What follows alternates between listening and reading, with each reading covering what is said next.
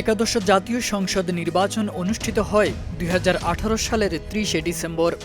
নির্বাচনটি শুরু থেকে ছিল বিতর্কিত। দলীয় সরকারের অধীনে নির্বাচন হওয়ায় নিরপেক্ষতা নিয়ে প্রশ্ন উঠে। যদিও তৎকালীন ক্ষমতাচ্যুত প্রধানমন্ত্রী শেখ হাসিনা নির্বাচন প্রশ্নবিদ্ধ হবে না বলে আশ্বাস দিয়েছিলেন, কিন্তু বাস্তবতা ছিল একেবারেই ভিন্ন।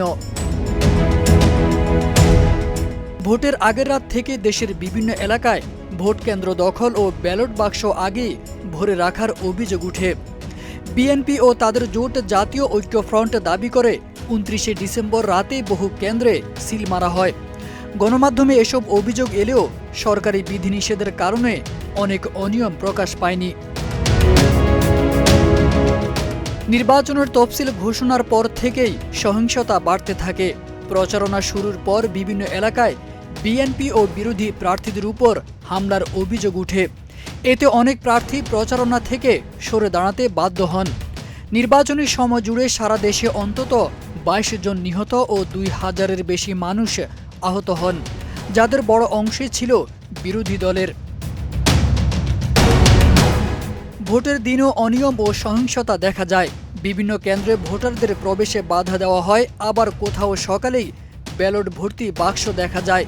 বিবিসি বাংলা সহ কয়েকটি গণমাধ্যম এসব চিত্র ধারণ করলেও নির্বাচন কমিশন অভিযোগ অস্বীকার করে। ফলাফল ঘোষণার পর বিস্ময় আরও বাড়ে। বহু কেন্দ্রে শতভাগ ভোট পড়ার তথ্য প্রকাশ পায়, যা নির্বাচন বিশ্লেষকদের কাছে অবিশ্বাস্য মনে হয়।